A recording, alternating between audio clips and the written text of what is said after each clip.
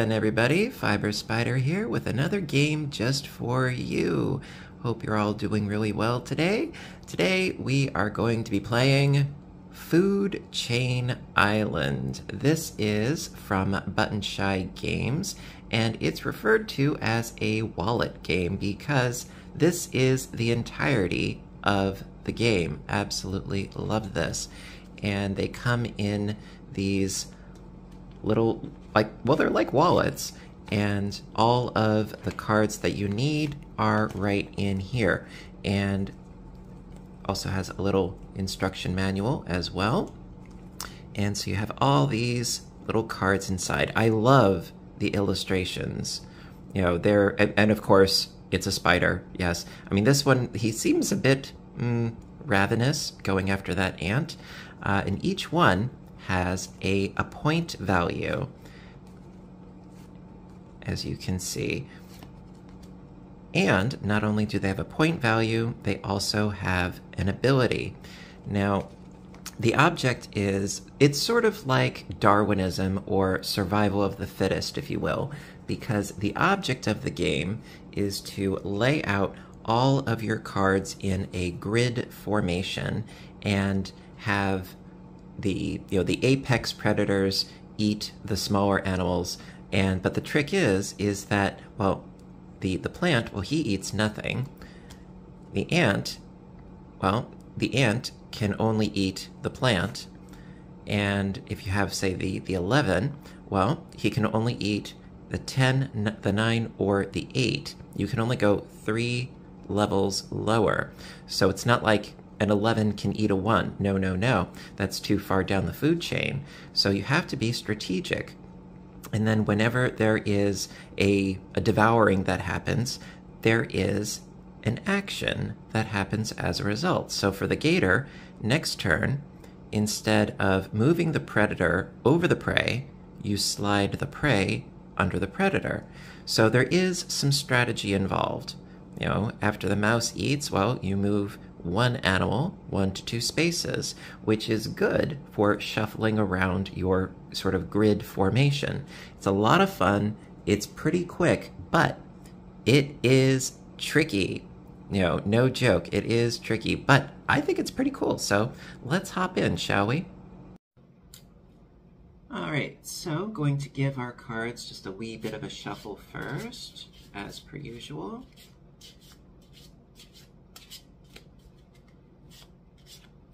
And aside from these, we also have 2 more cards on the side.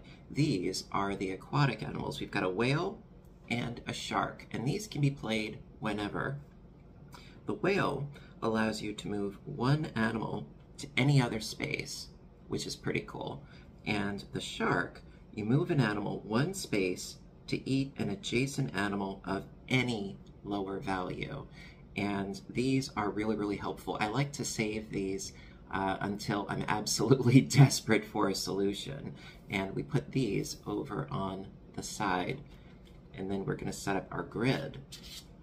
Another thing about this game that I really, really like is that not only is the packaging and the presentation of the game really small, but also it doesn't take up a tremendously huge tabletop. So the basic arrangement of the cards is a 4x4 grid, and you just lay them out.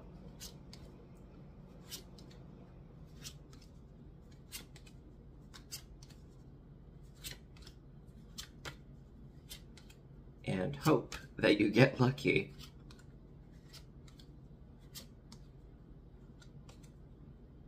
Okay, so actually it doesn't look that bad as far as the possibilities.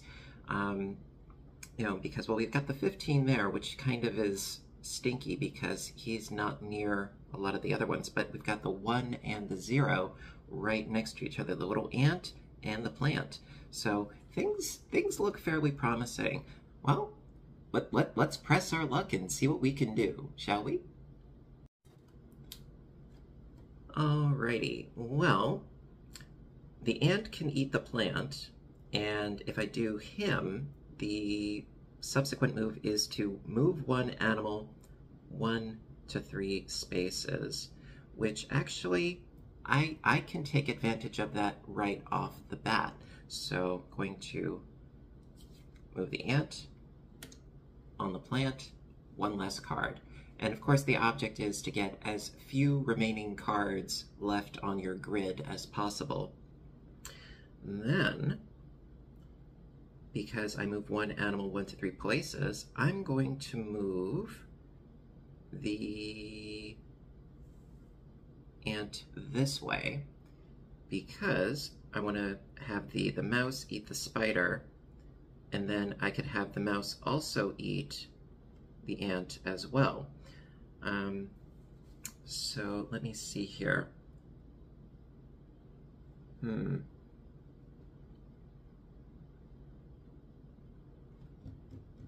Okay, how I could do this is, all right, if I have the spider eat the ant, then I could move 2 animals 1 space each, and then I could have the mouse eat the spider, move 1 animal 1 to 2 spaces each. So yeah, I'm gonna do that. So spider eats the ant,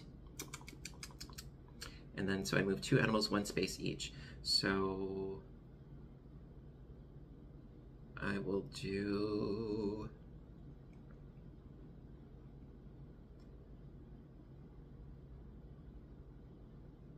it's actually trickier than you think, because the thing is that, I mean, I could move him here, but then I can't move another one.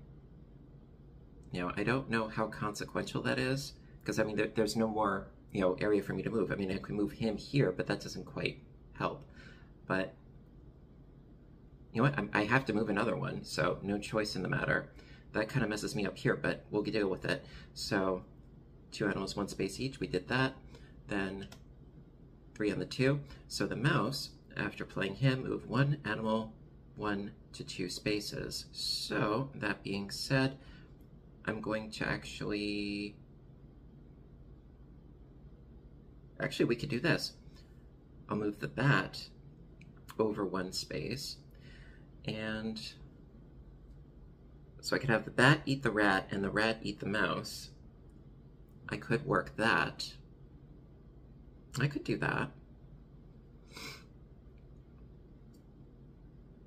That is within the realm of the possible. Or I could start fiddling around with some of the other ones up here.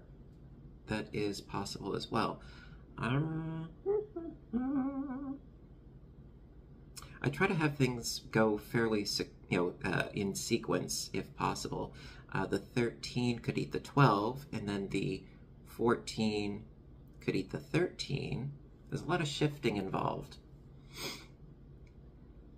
Also, the lynx could eat the snake. That's possible too.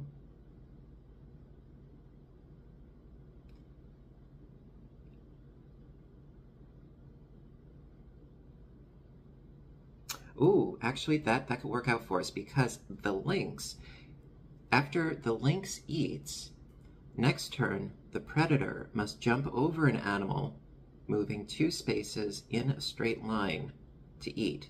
And that could work to my advantage, because then the 14 could eat the 13. That could work out for us. So that being said, yes, let's do that. So I'm gonna have the lynx eat the snake. Next turn, predator must jump over an animal. So the 14 will eat the 13. Now the lion, next turn the predator must eat the prey valued exactly 1 less, which is perfect because the 15 can eat the 14. Shaboom. Works out actually very, very nicely for now. I don't want to count my chickens before they've hatched. All right, now this 4 is going to be a problem. He's all the way up here, and that is going to be a problem. Unless I can move him somehow.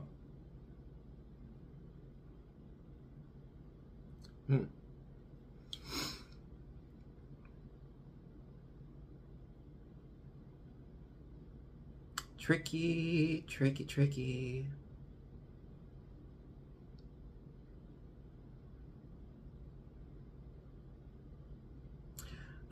Okay, okay. Here's something. I could have the fox eat the raccoon. Now, if I use the fox, next turn the predator must move diagonally to eat. Then I would be able to do the 12 to the 11 because of that diagonal shift. That works out. So let's do that. So fox ate him, and then we'll do the tiger eating the wolf. Now next turn the predator must move 2 spaces to eat. Okay, we can do that.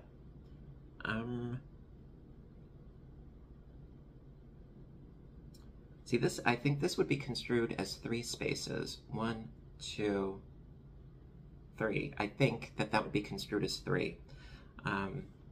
Let's see, is there specifications in here? Not really.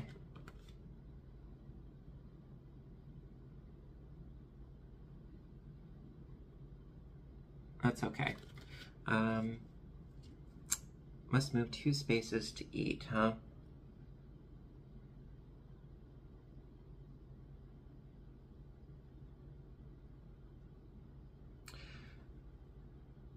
Yeah, and the 15, it would be boom, boom. I don't know if that would be construed as, like moving 2 spaces and then he eats, or it's eating on the second move. That's a good question. That is a good question. You know what? I'm just going to sort of draw my own conclusions and assumptions here. You let me know what you think. So, yeah, the 15. Actually, no. If I'm gonna pick 1, because this would be 1, 2, boom. The 4, it would be 1, 2, boom. It would be better actually for the lizard to eat the mouse, because we also have the 6 and the 5 over here. So I think I'm gonna go that route. So 1, 2, and then he gets to eat. So the lizard eats the mouse. So discard any 1 unstacked animal. Okay. Well, honestly, well, the thing is that what they refer to as a stacked animal, it means any animal that has cards underneath it. All of my cards, except for these 2, are stacked, so I have to get rid of 1 of these 2.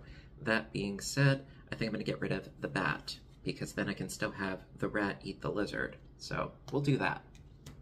But we're definitely making some progress here. Whether or not I'm actually doing it 100% correctly, we're actually making progress.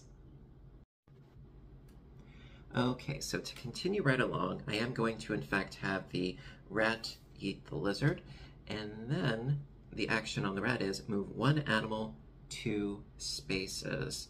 So I think that it would behoove me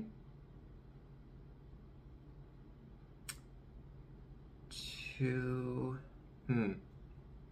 well, slight bit of unfortunateness, because the fox cannot eat the rat because it can only go 8, 7, 6, not 5. So that's kind of unfortunate. And the polar bear cannot eat the lynx, but the polar bear can eat the tiger. So we could do that.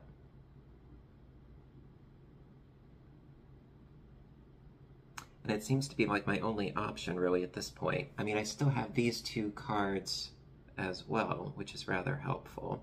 So yeah, I'm going to move you over 2. Boom, boom. Okay.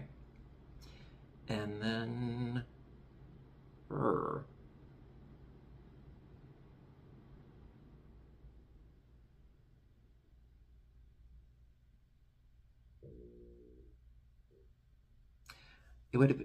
honestly, it would have been more helpful if I could have moved it 1 more space, because then I could have had the tiger eat the lynx, and then the polar bear eat the tiger.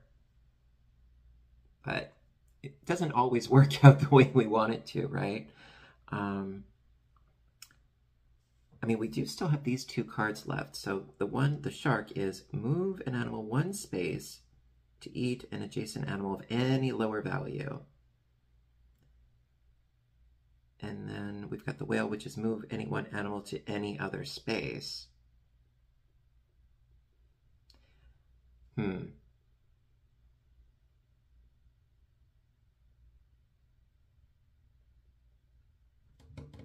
I know. The drama, the tension, it's so thick you could cut it with a knife. All right, let's just do this. All right, so I'm gonna have the polar bear eat the tiger. Now after the polar bear, it's just next turn the polar bear cannot eat. You know, that's I guess he's gonna go dormant. All right, so I have to do something with one of these two.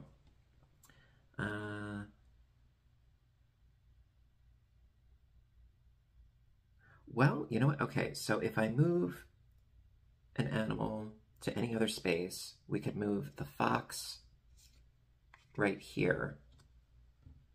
Okay, so we've got that. So that's the whale is gone. And then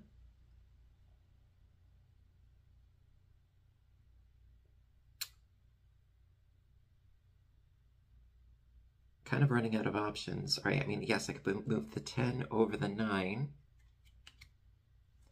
Next turn, the predator must jump over an animal moving 2 spaces in a straight line to eat. I can't do that. That's something I can't do because I've got a 15, a 10, and a 5. I'm kind of out of options here. Now, let's see. When you're unable to take additional turns, count the number of remaining land animals. And I think, well, the additional turn could mean the action point, or